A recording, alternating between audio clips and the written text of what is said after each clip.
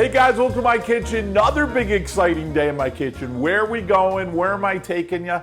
I thought we'd do something different today. For some of you guys that are maybe new to our channel, my dad passed away in December, and it was obviously a huge loss for our family. My dad was my hero, and certainly somebody that meant the world to all of us, as well as my mom. And so it's a great loss. This is our first Father's Day without my dad. So I thought what I'd share with you today, just quick and something fun, rather than get sad with the loss. There's always funny stories that you have when you're growing up as a kid, and having a cooking channel on Italian cooking. My parents ran an Italian restaurant. It was called Borio's Restaurant. It's no longer around, but for years it was a huge Italian restaurant. They had weddings and banquets and the dining room and the bar, and it was a lot of fun. And I got to work there with my brother Tony and my two sisters and my mom and dad and my cousins. And it was really a wonderful place to be with my grandparents growing up as a little boy. And certainly the love of hard work and honesty and going and trying to serve other people. And my dad always taught us, put the interest of those people you serve ahead of your own. So certainly that was an important part of our upbringing. Not to mention the idea of managing other people, getting along with other people, learning how to interact with people. Sometimes I think in today's world, it's kind of a lost situation because of electronics and computers and such. So what was beautiful with our family is we got a chance to be around one another and each other on a regular basis, which was really wonderful. So way back when when I was a kid, I'm trying to remember, I was telling this story recently. We went out to dinner with some friends, thinking about my dad, and I'm thinking I'm like 12 years old. I'm guessing I'm about 12 years old. We grew up right next door to the restaurant. So our house, which was really common with Italian immigrants, right? So our house, my grandparents' house, my uncle's house, everybody lived right next door to each other, and we lived right next door to the restaurant, which to us seemed normal, but it's kind of funny when you think back on it. But so down the restaurant, we had an Italian restaurant. There was a dessert that I just fell in love with, and it's called a tortoni. And tortoni is a not torrone. Tortoni, it's a semi-freddo. It's a custard essentially that's frozen, so it's kind of like semi-hard, and it's really cream and eggs and almond flavor. And I've got a great, not to plug our recipe, but I've got a great tortoni. I try to reproduce that recipe on our webpage and also on our YouTube channel. So punch in tortoni. But it's a lost dessert, but it's just so delicious. So it's frozen, and they put like a little roasted nut on the top of almonds, and you put a cherry on there, and it would come in like a pre-made, almost like a cupcake container, very, very commonly presented in this way. So my father would buy them from a local baker who would make them homemade. And the reason being is they would have a lot of the people from the north side. My dad grew up in the city of Syracuse. They had the north side of the city. So a lot of the Italians that were friends with Nono, my grandfather, along with their other family through the church or through the Italian community, they would come to the restaurant in those early days, right on a Friday night, right around 4, right after lunch, kind of before dinner. They'd have a dessert, they'd have a coffee, and they'd often sit with my father for a few minutes. They'd tell stories, and it was kind of like a weekly tradition that they would have. So my father starts buying these tortonis from this local baker, and he would put them in the freezer. We had an old freezer. It looked just like the freezers that you would see in the old like diners in the ice cream shops, So it was narrow, and it had the flip tops. And I remember vividly, in the back corner right-hand side, he'd buy like, maybe 2 or 3 dozen every couple of weeks for the old Italian guys. Well, my brother Tony and I would go down the restaurant before school. So in the morning, before we went to school, we were required to clean the restaurant. So we would mop the bar and vacuum the dining room, stock the bar and supplies and such. And So I got in the habit, I started eating these tortoni at like 6:30, 7 o'clock in the morning, 6:30 in the morning before school. So often we'd get up really early, we'd go clean the dining room, or I'd do it myself, or my brother would do it, and then we would go to school. And geez, I started housing these things. And a lot of times after school, before the afternoon shift, my father would work, he'd work lunch, go home, wash, change his clothes, and then come in for the afternoon. So I started eating these tortonis. And geez, I'll tell you, 1 week or the second week, I don't know how many I had, but I had a lot of them. I mean, within the week, I put a big dent. I'm assuming, ate 24 to 30 of these things. I must have been eating 4 a day. I mean, it was unbelievable. Maybe more than that, 5 or 6 a day. So I'm not thinking about it. I'm just eating them. I'm just eating these things. And it's a Friday night, and they're busy. They start getting really busy, and it's probably about 4:30, and the Italian crew comes in, and they're having their coffee, and they're having their cookies, their little treats, and the waitress comes in. Her name was Harriet, and she comes in and says, hey, Joe, I can't find the tortoni. So my dad is back there. Now, I'm working on some wooden boxes. My father, we were little, so my father took these soda boxes that were made of wood, just to tell you how far back we're going here. And we had these wooden soda boxes. So he made this little gizmo so he could put 2 or 3 of them together so I could stand up on them and I could reach the counter, and I'm breading fish and dredging fish, if you will, and chicken. So we'd have fried chicken or fried haddock on a Friday night. So I'm over there working the fried haddock. Then he had the fryers. So my dad's over there looking at all the dupes. So the waitresses would bring in the orders. He's working the dupes with another cook, and my brother Tony is over there by the grill. So my brother's there, I'm there, my dad's there. We're starting to get busy. My dad was probably, as usual, overworked and tired, and now he's got 600-700 people coming in for dinners that night. And the waitress says, she can't find the tortoni. So my father's like, hey, it's right over on the side. It's around the side on the corner. Check the right side. She says, geez, I can't find him. He says, well, check the whole freezer. Check the other side. Check the left side. Check the right side. And she said, Joe, I'm telling you.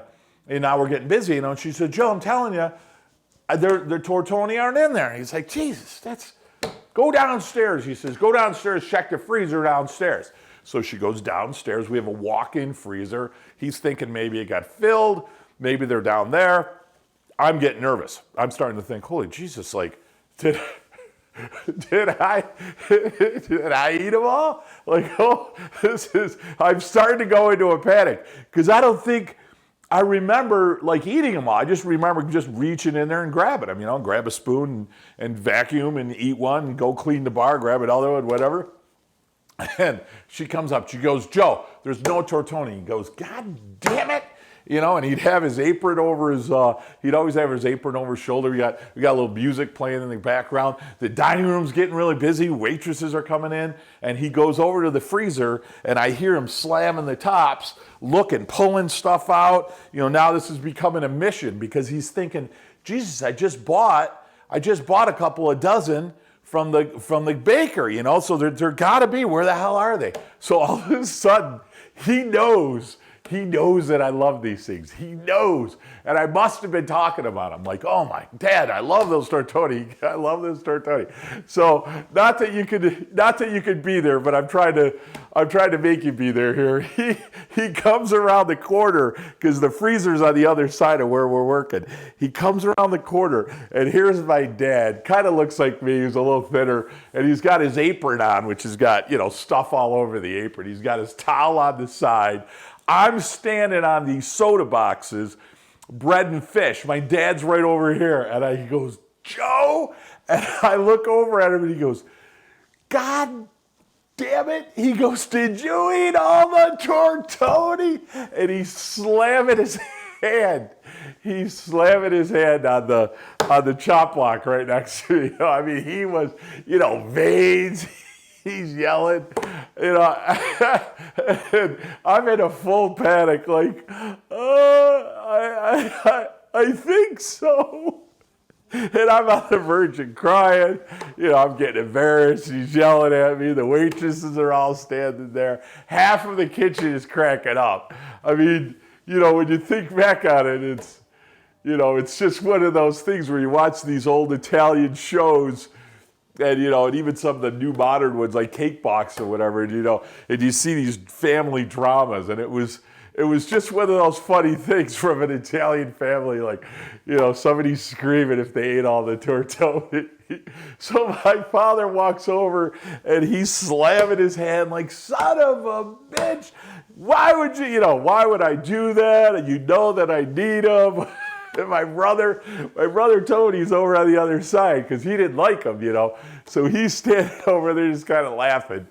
And it was a moment. I thought he was going to smack me right there. But fortunately, one of the older guys is in the group. They're sitting out at the booth. So he comes in.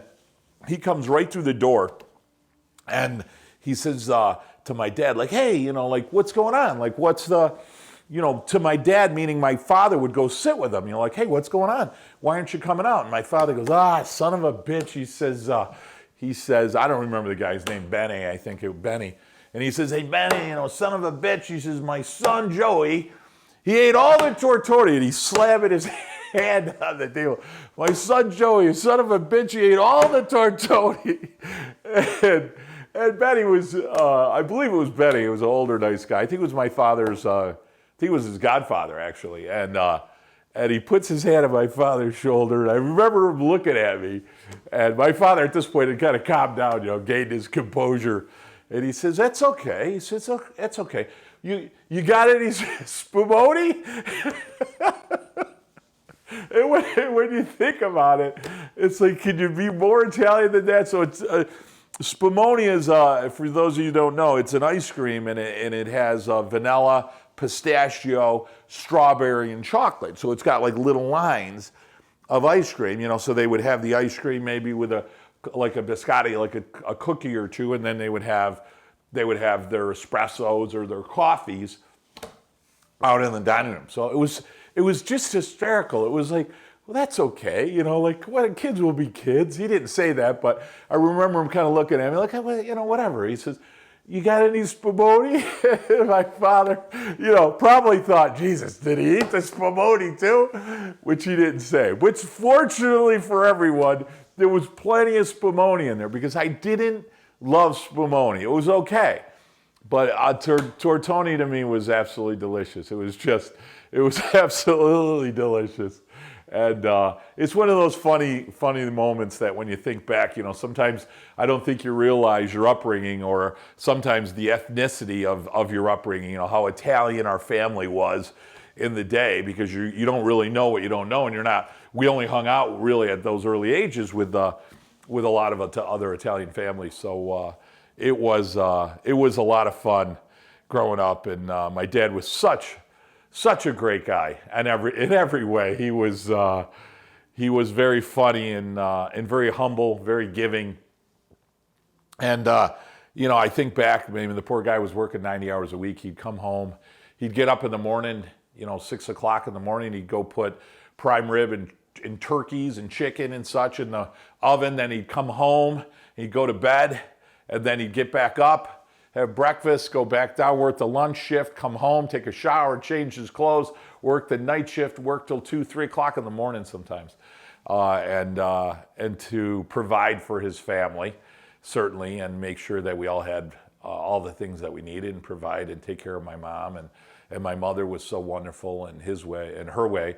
And a lot of times you hear these just tragic stories of children.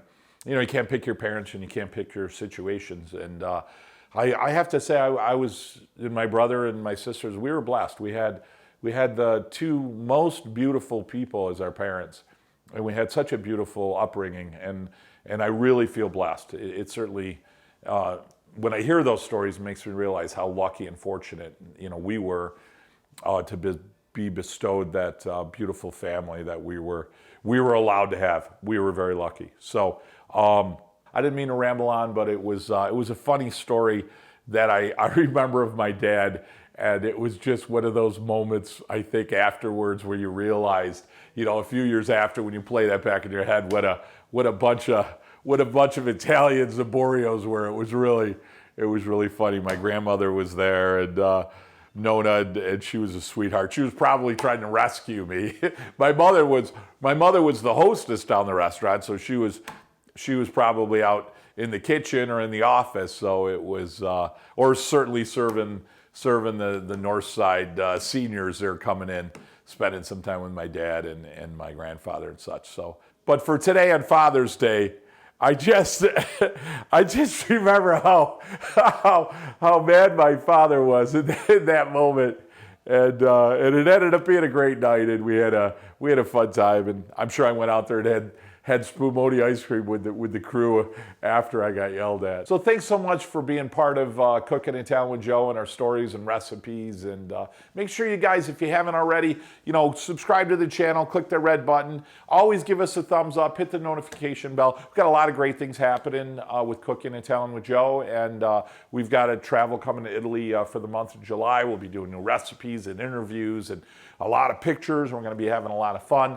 But when you hit that notification bell, anything new going on will actually come right to your notification box. I always got to plug our olive oil. I own a farm in Italy right above the heel in Puglia. We make extra virgin olive oil right from all the co-op farms in the area to bring you some of the best extra virgin Italian olive oil. I'd love for you to take part in it, so you can visit us on our website or our Facebook page or Instagram. Cooking in Town with Joe, just click by it now. We'll drop ship you a few bottles right to your front doorstep. And the reason we do all this, the reason we started Cooking in Town with Joe is really for you to kind of share in creating some traditions and heritage for yourself. As I tell you every week, celebrate your heritage. It's not Italian. It doesn't have to be Italian. It might be Greek or whatever, Israeli. I mean, wherever you're from. And you get to rejoice in celebrating your heritage, certainly through food and customs. But most importantly, you get to set some traditions. And it's those traditions of love, that'll last you a lifetime. I know they did for me. Hey guys, from my kitchen to yours, happy Father's Day. And until next week, mwah, buon appetito.